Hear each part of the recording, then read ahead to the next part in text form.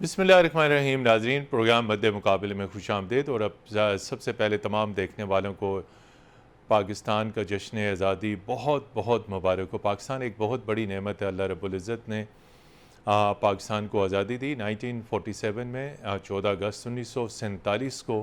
ایک طویل جد و جہد کے بعد اس مملکت کا حصول ممکن ہوا، اور یہ تمام تر کریڈٹ جاتا ہے بانی پاکستان قائد اعظم محمد علی جناح کو، جنہوں نے انتھک محنت کی۔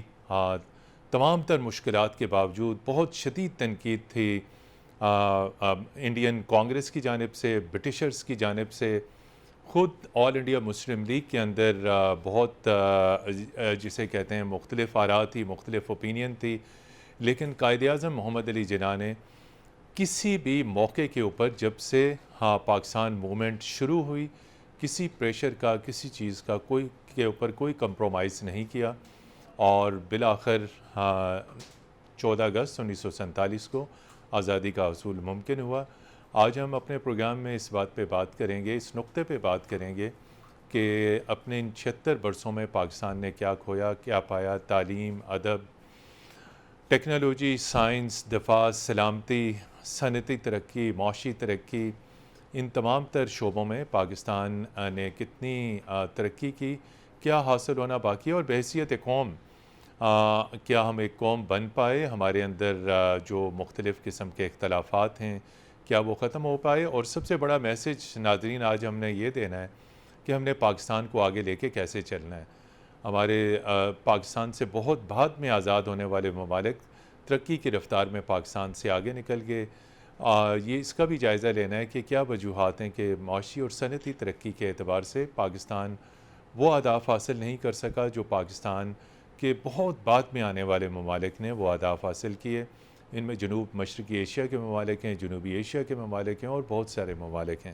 آج اس انتہائی اہم اور فکر انگیز موضوع پر گفتگو کے لیے ہمارے ساتھ موجود ہیں ڈاکٹر سید محمد علی صاحب، کسی تعارف کے محتاج نہیں، قومی اور بین الاقوامی ذرائع ابلاغ میں پاکستانی امور، علاقائی امور، بین الاقوامی امور، دفاع، سلامتی کے اوپر گہری نظر رکھتے ہیں، اور اکثر قومی اور بین الاقوامی میڈیا میں پاکستان کے بارے میں تجزیہ دیتے ہیں۔ ڈاکٹر سید محمد علی صاحب، آپ کا بہت شکریہ، اور آپ کا خاص طور پہ شکریہ کہ ناسازی طبیعت کے باوجود آپ نے وقت نکالا۔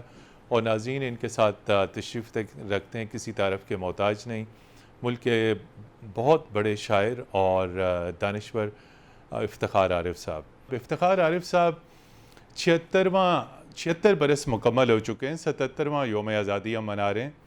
آپ کیا سمجھتے ہیں کہ اتنے برسوں میں پاکستان نے کیا کھویا، کیا پایا، اور جو قائد اعظم محمد علی جناح رحمۃ اللہ علیہ کا جو ویژن تھا، کیا اس ویژن پر عمل کرنے میں، اس کو آگے بڑھانے میں بحیثیت قوم ہم کامیاب ہو پائے؟ دیکھیے، جو آئیڈیلسٹ ہوتے ہیں، جو ویژن ہوتا ہے، جی، یہ ایک دن میں ریئلٹی نہیں ہوتا اور جی، ایکچولائز نہیں ہوتا۔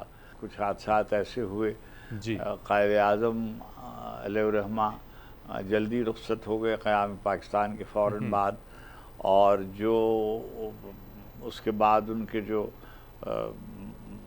نائب سمجھیے لیاقت علی خان، وہ رخصت ہو گئے۔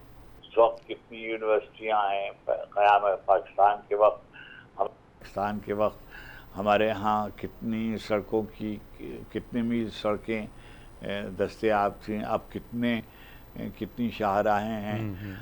قیام پاکستان کے وقت ہمارے ہاں کتنی بچیاں جو تھیں وہ کالجوں میں، یونیورسٹیوں میں جاتی تھیں، کام پہ جاتی تھیں، اور اب ماشاءاللہ تو بہت سے شعبے ایسے ہیں جس میں ہم نے بہت حاصل کیا ہے، اور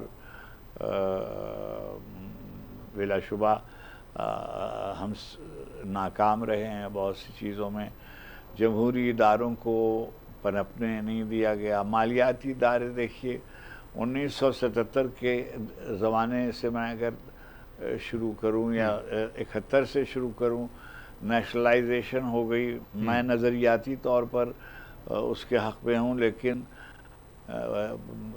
جن انڈسٹریز کی نیشنلائزیشن کی گئی تھی، وہ کوئی بھی ایک ادارہ ایسا نہیں تھا کہ جو کامیابی سے چلایا جا سکا۔ دوسری بات یہ کہ ادھر جاگیردار جو تھے وہ مستحکم ہوتے گئے، زمینوں کا نظام جو تھا وہ ٹھیک نہیں رہا، زرعی ٹیکس ابھی تک نہیں لگایا جا سکا، 3-4 مارشل لاء. تو یہ سب جو چیزیں یہ کوئی اچھے انڈیکیٹرز نہیں ہیں. اب پچھلے چند برسوں سے جو کوئی صورتحال ہے اس میں آپ دیکھیے کہ جو مسلمانوں کے سمجھیے تقریباً 1000 سال کی تاریخ پہ نظر ڈالیں تو کچھ دور ایسے آتے ہیں جیسے پوسٹ اورنگزیب زمانہ. ہمارے ایک بزرگ تھے لال حیدر زیدی، وہ یہ فرمایا کرتے تھے کہ 1 سال کے قریب ایک زمانہ تھا جہاندار شاہ کا، اور بس اس میں ہی سب کچھ گردی کا زمانہ اس کو کہتے، ایک طرح کی انارکی، یعنی سیاسی تصادم، مہازارائی، ایک طرف مرہٹے، راجپوت، جاٹ، سکھ، ہندو سب اور مسلمان ایک دوسرے سے الجھے ہوئے تھے، اور دیکھتے دیکھتے انگریز آ گئے اور رفتہ رفتہ مٹھی بھر انگریز ایسٹ انڈیا کمپنی کے ملازم آئے اور انہوں نے یہیں کے لوگوں کو بھرتی کیا، اور انہوں نے یہیں کے لوگوں سے 100 برس گزار دیے، 90 برس گزار دیے. ڈاکٹر سید محمد علی صاحب، کچھ تو آپ نے اوپننگ میں میری معروضات سنی کہ 14 اگست 1947 کو پاکستان مارز وجود میں آیا، تو کچھ بتائیے آزادی کا تھیم. اب 76 برس ہو چکے ہیں، کئی جنریشنز آ چکی ہیں، تو آپ کیا سمجھتے ہیں کہ جو جس منزل کا ذکر قائد اعظم محمد علی جناح نے کیا تھا اور جس سمت کا تعین انہوں نے کیا تھا کہ پاکستان نے اس سمت کی طرف آگے بڑھنا ہے، کیا 76 برسوں میں اس ڈائریکشن کی طرف، اس ویژن کی طرف جس کی طرف قائد اعظم محمد علی جناح رحمۃ اللہ علیہ نے 14 اگست کے بعد اپنے متعدد خطابات میں، چاہے وہ گورنمنٹ آفیسر سے ہو، ملٹری آفیسر سے ہو، اسٹیٹ بینک آف پاکستان کی تقریب سے ہو، اور جتنے بھی متعدد مواقع آئے، قائد اعظم نے ایک ویژن دیا، ایک ڈائریکشن دی کہ ہم نے پاکستان کو اس ڈائریکشن میں لے کے چلنا ہے. ڈاکٹر صاحب بہت شکریہ جی، آپ نے بہت تفصیلی احاطہ کیا قائد اعظم کی سوچ اور جو ان کی ڈائریکشن تھی اس کے حوالے سے. میں مختصراً یہ کہوں گا کہ دیکھیے، پاکستان اگر ہم 1757 کی پلاسی کی جنگ سے کاؤنٹ کریں یا 1857 کی جنگ آزادی سے کاؤنٹ کریں تو ایک طویل عرصہ جو ہے، کئی جنریشنز جو ہیں اس میں ہم نے غلامی میں کئی جنریشنز نے وقت گزارا. تو 1947 کو جو ریاست دنیا کے نقشے پہ مارز وجود میں آئی وہ تو ایک سیاسی اور جغرافیائی اہمیت رکھتی ہے جی، لیکن آپ نے ایک بڑا اہم ایسپیکٹ کی طرف اشارہ کیا جس کو بہت کم ڈسکس کیا جاتا ہے. جی، قائد اعظم کا جو تقریباً 13 مہینے کا وقت ہے جس میں انہوں نے پاکستان کے سربراہ مملکت کے طور پہ ہمیں لیڈرشپ اور ویژن پرووائڈ کیا، وہ 11 اگست 1947 سے لے کے 11 ستمبر 1948 کے دوران انہوں نے بہت سارے جو ادارے تھے وہ وزٹ کیے اور ان کو انڈیویجولی بھی اور کلیکٹیولی ویژن دیا کہ پاکستان کو کیسے چلانا ہے، کس ڈائریکشن میں لے کے جانا ہے. اچھا، اس کی وجہ کیا ہے؟ اس میں وزڈم ان کا یہ پنہا تھا کہ اگر ہم پولیٹیکل سائنس کے کانٹیکس میں سمجھنے کی کوشش کریں تو ان کو یہ بڑا گہرا ادراک تھا کہ انہوں نے انگریز کی بالادستی، ہندوؤں کی تنگ نظری اور میجورٹی، اور مسلمانوں میں بھی جو تنگ نظر مکاتب فکر تھے ان کی مخالفت کے باوجود اپنی سیاسی بصیرت، سفارتی مہارت کے ذریعے مسلمانوں کو بھی جمع کیا، انگریز کو بھی قائل کیا اور ہمیں ہندو کی غلامی سے بچا لیا. لیکن ان کو اس بات کا ادراک تھا کہ جو یہاں کے ادارے ہیں، چاہے وہ سول سروس ہے، چاہے بیوروکریسی ہے، چاہے جوڈیشری ہے، یہ انگریز کے نوکر شاہی رہے ہیں تقریباً 100-200 سال. جی، تو ان کی سوچ کو ایک نئی ڈائریکشن اور ویژن دینا اس ریاست کے مقاصد حاصل کرنے کے لیے سب سے امپورٹنٹ ہے، تاکہ یہ اب وہ براؤن صاحب والا رول پلے نہ کریں کہ جس میں آپ انگریز کو تو سرو کرتے ہیں لیکن عوام کو ایکسپلائٹ کرتے ہیں۔ تو انہوں نے وہ ویژن دیا جس کے ذریعے انہوں نے فوج کی قیادت کو، ہماری سول سروس کو، ہماری بیوروکریسی کو، ہماری جوڈیشری کو، ان سب کو بتایا کہ آپ کا کام عوام کو سرو کرنا ہے۔ You are public servants, you are not government servants. یہاں پر ہم لیتے ہیں ایک وقفہ، وقفے کے بعد آپ کی خدمت میں پھر حاضر ہوں گے، ہمارے ساتھ رہیے گا۔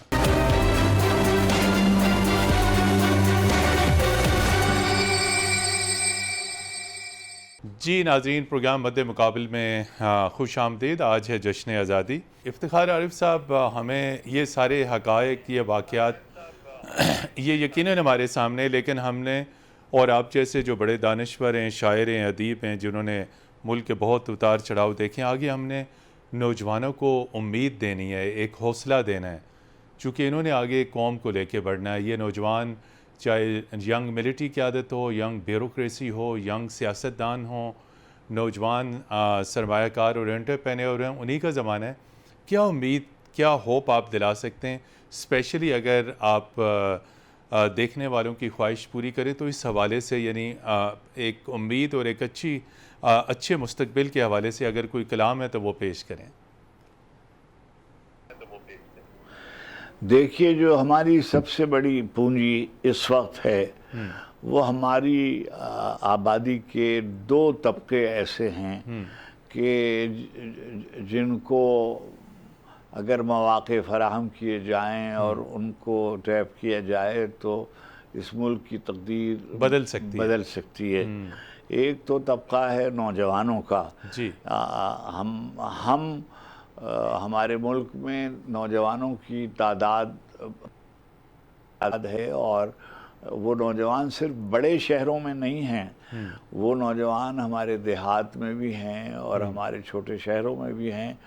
اور دوسرا طبقہ جنہیں شریک کرنے کی ضرورت ہے وہ ہماری بچیاں، ہماری لڑکیاں ہیں اور خواتین ہیں، جن کو شامل کرنے کی ضرورت ہے قومی دھارے میں۔ تو اگر صرف انہی دو اور ذرا سا مالیاتی اداروں پر نظر رکھی جائے، توجہ کی جائے، کرپشن کو کرٹیل کیا جائے، ختم تو کیا کر سکتے ہیں، ختم کیا جا سکے تو اس سے بڑی بات کیا ہے۔ اور نوجوان ہی دیکھیے کیسا ہے کہ غلام ہندوستان میں بڑے بڑے لوگ پیدا کیے تھے۔ اگر میں اس وقت اس کی تفصیل میں نہیں جانا چاہتا کہ سیاستدان کیسے تھے جب قیام پاکستان ہوا تھا، جب علماء کیسے تھے، اسکالرز کیسے تھے، ہسٹورین کیسے تھے، اہل قلم کیسے تھے، صحافی کیسے تھے۔ اب آپ دیکھیے، آپ اور ہم دونوں اداروں سے وابستہ رہے ہیں اور آج بھی میڈیا سے اپنے آپ کو آئیڈینٹیفائی کرتے ہیں۔ ایک چینل اور ایک ریڈیو اور تھا، آج سے کوئی سمجھیے بالکل 25 برس ادھر اور 50 برس ادھر جب میں نے زندگی شروع کی تھی، اور جب میں آج نظر ڈالتا ہوں تو میں دیکھتا ہوں کہ صورت احوال کتنا ٹیکنالوجی کا کتنا ایڈوانسمنٹ ہوا ہے، اور سب کچھ بدل گیا۔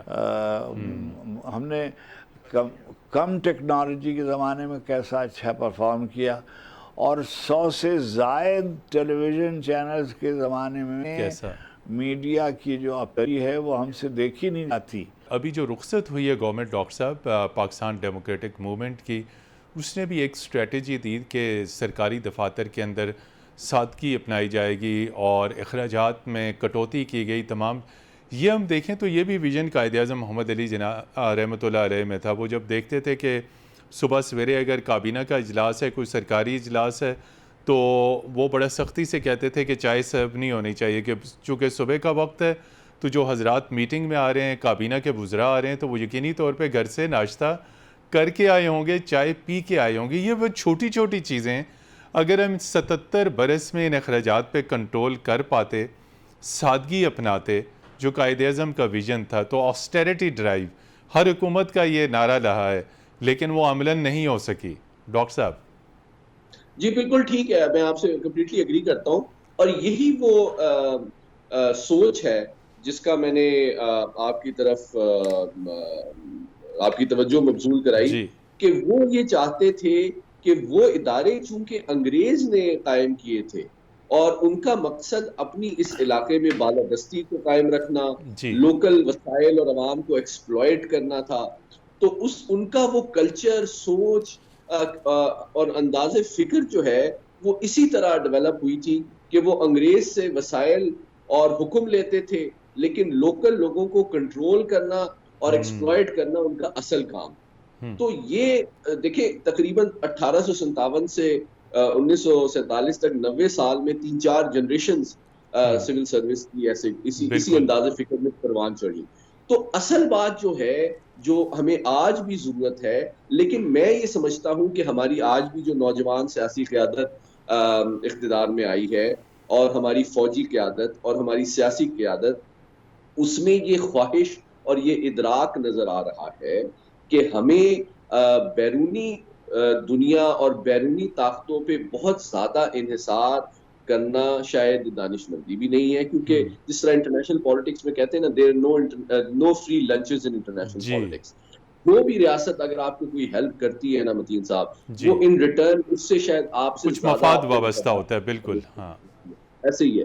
تو بات یہ ہے کہ ہم نے اپنے قدرتی وسائل، جس طرح آرمی چیف نے بھی حال ہی میں کہا، اور اسی طرح حال میں جو سوچ ہماری چینج ہو رہی ہے کہ ہم مائننگ کے شعبے کو ڈیولپ کریں، ایگریکلچر کو کارپوریٹ سیکٹر انڈسٹری کی طرح ڈیولپ کریں، تاکہ ہم ویلیو ایڈیشن کریں، اپنے ہیومن ریسورس کو اسکلڈ بنائیں، کیونکہ آگے کی جو دنیا ہے، جو چیلنجز ہیں، وہ اس میں لیبر کی اتنی ضرورت بھی نہیں رہی ہے۔ اور دوسری بات یہ ہے کہ ٹیکنالوجی اب بالکل آج صدر پاکستان نے بڑی امپورٹنٹ بات کی اپنے خطاب میں، کہ دیکھیں آج کے دور میں نا، جو اصل سب سے بڑی جو آپ کا اثاثہ ہے نا، وہ آپ کے نیچرل ریسورسز نہیں ہے، وہ آپ کی ذہنی صلاحیت ہے، وہ آپ کا بالکل برین ہے۔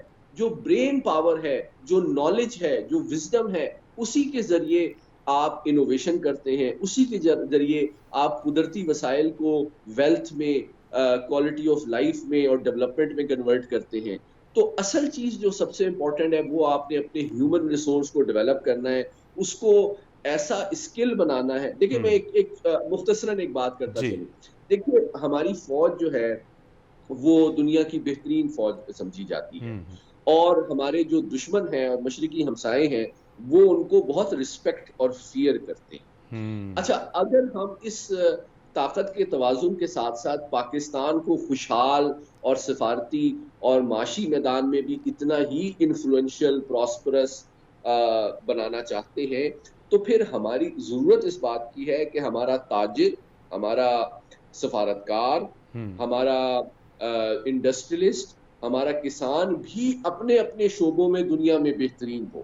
ٹرو تبھی ہم ہر شعبے میں اپنا مقام بھی دنیا میں بنا سکیں گے، اپنے مسائل بھی حل کر سکیں گے، اب بیرونی ڈپینڈنس بھی کم کر سکیں گے، اور ساتھ ہی ساتھ اپنے معاشی چیلنجز کو بھی میٹ کریں گے، اور دنیا میں سر اٹھا کے ایک آزاد، باوقار قوم، خودمختار اور بالکل باعزت قوم کے طور پر جی سکیں گے۔ ہمارے ساتھ رہیے گا۔ یہاں پر ہم لیتے ہیں ایک وقفے کے بعد آپ کی خدمت میں پھر حاضر ہوں گے، اور ہم بات کریں گے کہ پاکستان کو آگے ہم کیسے لے کے جا سکتے ہیں اپنے جو بانیان پاکستان ہیں ان کے ویژن کے مطابق۔ ہمارے ساتھ رہیے گا۔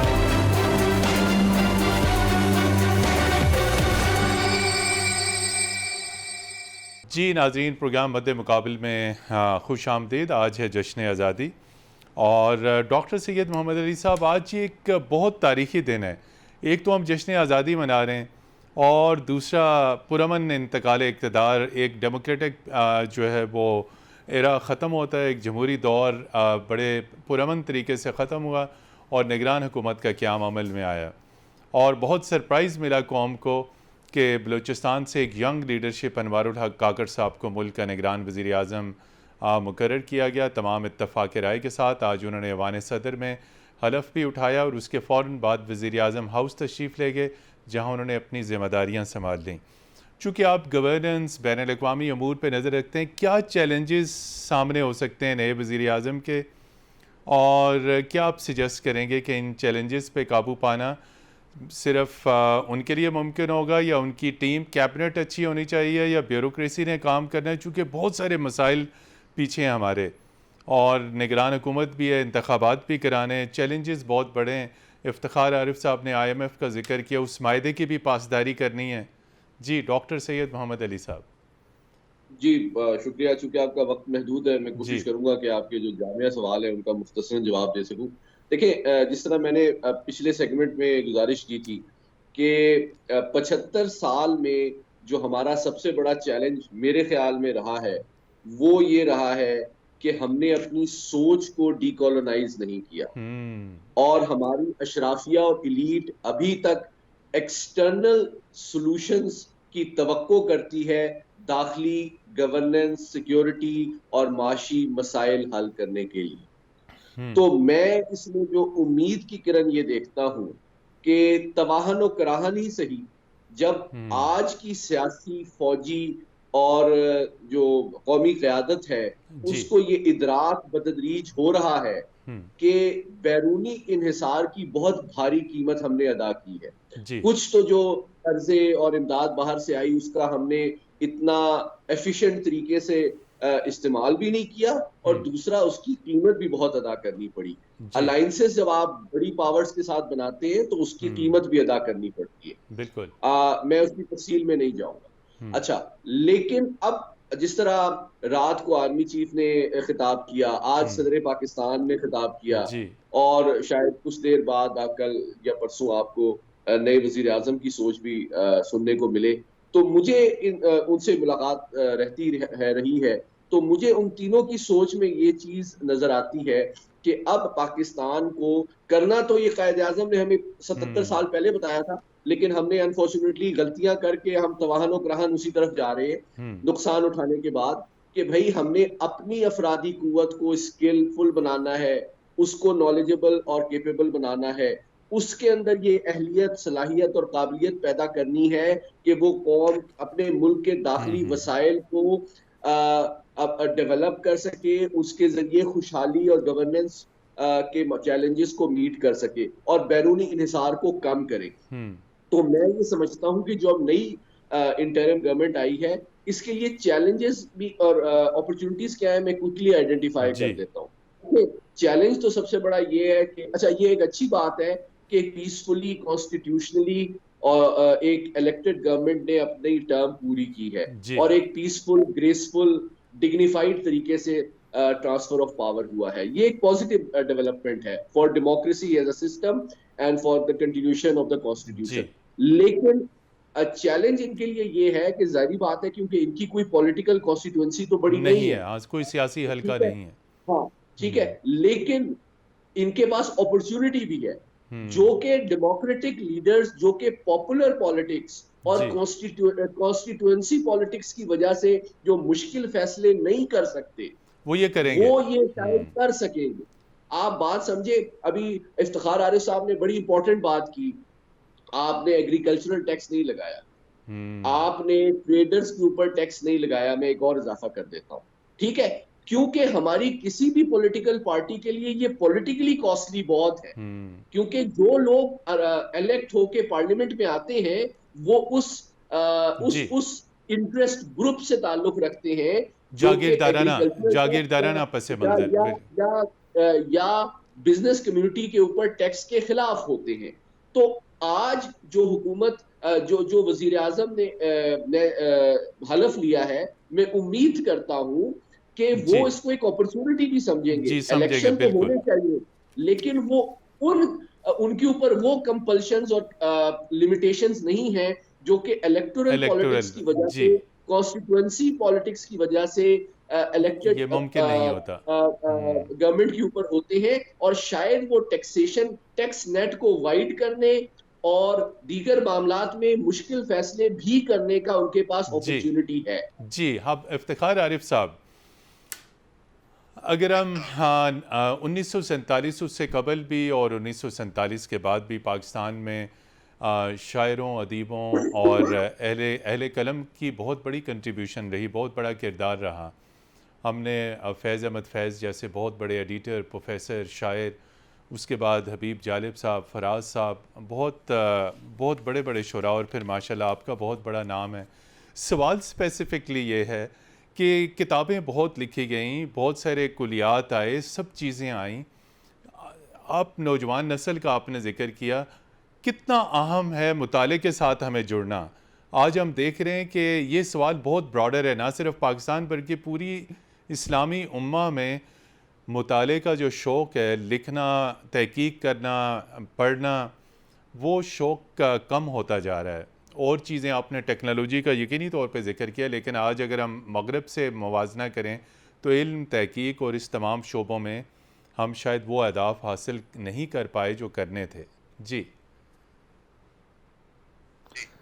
دیکھیے، کتاب سے دوری جو ہے یہ ایک بنیادی مسئلہ ہے، اور جی یہ واقعی ایک ایسا مسئلہ ہے، مگر اس تفصیل طلب ہے، بہت سے عناصر شامل ہیں، مگر ایسا نہیں ہے۔ لکھا جا رہا ہے پاکستان کی دوسری زبانوں میں، اردو کے علاوہ پنجابی میں، سندھی میں، بلوچی میں، پشتو زبان، جو ہماری پاکستانی دوسری زبانیں ہیں ان میں بھی لکھا جا رہا ہے، اور بہت طاقتور لکھا جا رہا ہے۔ جی مگر اب دیکھنے کی بات یہ ہے کہ ساری دنیا میں جو کتاب ہے وہ دور ہوتی وہ جا رہی ہے۔ مارجنلائز کر دی گئی ہے، مارجنلائز کر دیا گیا ہے۔ اور دوسری ایک بات یہ ہے کہ ہماری والی نسل جو تھی، آج سے کوئی فرض کی میری عمر ہے 80 برس، تو جب میں جوان تھا اور طالب علم تھا تو ایک آئیڈیالوجی پر یقین کرنے والی نسل تھی، چاہے وہ بائیں بازو کے نظریات ہوں، چاہے وہ دائیں بازو کے نظریات ہوں، مگر نظریہ کوئی نہ کوئی زندگی کا ضرور تھا۔ موجودہ زمانے میں گزشتہ کوئی سمجھیے 30-40 برسوں میں ساری دنیا میں یہ کہا گیا ہے طریقے سے، ضابطے کے مطابق، دستور کے مطابق انتخابات کرائے اور رخصت ہو جائے۔ باقی جو لانگ ٹرم پالیسیز جو ہیں وہ دوسری وہ جماعتیں جو منتخب ہو کر آئیں گی، ان کو زیبا ہے کہ وہ لانگ ٹرم پالیسیز بنائیں۔ بالکل۔ موجودہ وزیر اعظم کا ایک یعنی سمجھیے اس میں ایک خصوصیت یہ ہے کہ وہ برڈن کے ساتھ نہیں آئے ہیں، ان کا کوئی بیگیج نہیں ہے، ان کا کوئی بعض یعنی پیشہ ور پرانے سیاستدانوں کی طرح کوئی ماضی نہیں ہے۔ وہ یعنی جتنے برس ان کو سیاست میں آئے ہوئے ہیں، اس میں انہوں نے بہت یعنی کوئی بہت ایسا کام نہیں کیا ہے جس سے ان کے راستے میں رکاوٹیں ہوں۔ تو میں سمجھتا ہوں کہ ان کی سیلنگ یعنی آسان تو نہیں ہوگی، مگر بہت زیادہ مشکل بھی نہیں ہوگی۔ ابھی دیکھیے، آج ہی میں اخبار میں دیکھ رہا تھا کہ ایک جماعت کے انہی بلوچستان کی ایک جماعت کے سربراہ نے ایک اپنی جماعت دوسری جماعت کے کولیشن پارٹنرز کے جو بڑے سینئر آدمی ہیں ان کو اس پہ اپنے تحفظات کا اظہار کیا۔ اب یہ سب باتیں ایسی ہوتی ہیں کہ ابھی شروع بھی نہیں ہوئی کہانی، اور تحفظات سامنے آ گئے۔ تحفظات، اچھا اب کیا ہے، یہ دن بدن بڑھتا جائے گا۔ اچھا یہ جو بیسیکلی جو فرض کیجئے اگر پی ڈی ایم میں کی جماعتیں جو ہیں وہ اور جو ان کے مخالف ہیں وہ، یہ سب جو ہیں یہ اگر انتخاب کی طرف جائیں گے تو جو انتخابی نعرہ بازی ہوتی ہے اس میں جائز ناجائز 100 طرح کے سوال اٹھائے جاتے ہیں۔ اب would it be possible for Prime Minister to handle it؟ یہ دیکھنے کی بات ہے۔ بہت سنجیدہ نکتہ ہے، بالکل۔ اچھا افتخار عارف صاحب کا وقت بہت کم ہے، صرف جشن آزادی کی مناسبت سے ایک کلام۔ بس میں دو تین شعر آپ کو سنا سکتا ہوں، جتنے بھی ممکن ہیں۔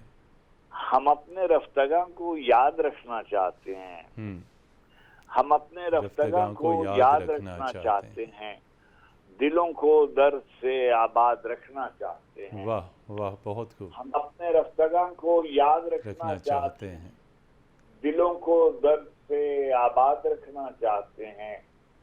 بہت مشکل زمانوں میں بھی ہم اہل محبت، واہ، بہت مشکل زمانوں میں بھی ہم اہل محبت وفا پر عشق کی بنیاد رکھنا چاہتے ہیں. واہ واہ واہ واہ، وفا پر عشق کی، مشکل زمانوں میں بھی ہم اہل محبت وفا پر عشق کی بنیاد رکھنا چاہتے ہیں. بہت رونق تھی ان کے دم قدم سے شہر جامع، واہ واہ، بہت رونق تھی ان کے دم قدم سے شہر جامع. وہی رونق ہم ان کے بعد رکھنا چاہتے ہیں. ہم اپنے رفتگاں کو یاد رکھنا چاہتے ہیں، دلوں کو درد سے آباد رکھنا چاہتے ہیں. جی بہت خوب. افتخار عارف صاحب، مصروفیات کے باوجود آپ نے وقت نکالا. ڈاکٹر سید محمد علی صاحب، آپ نے بھی اپنی بے پناہ مصروفیات سے وقت نکالا اور جشن آزادی کے اس خصوصی پروگرام میں خاص طور پہ شرکت کی. اور ایک مرتبہ پھر تمام دیکھنے والوں کو جشن آزادی کی بہت مبارک. ہمیں پاکستان کو آگے لے کے بڑھنا ہے. قائد اعظم محمد علی جناح رحمۃ اللہ علیہ اور ان کے رفقا نے جو ویژن دیا تھا، اس ویژن کو آگے لے کے بڑھنا ہے. پروگرام مد مقابل کی ٹیم کو کل تک کے لیے اجازت دیجیے. خدا حافظ.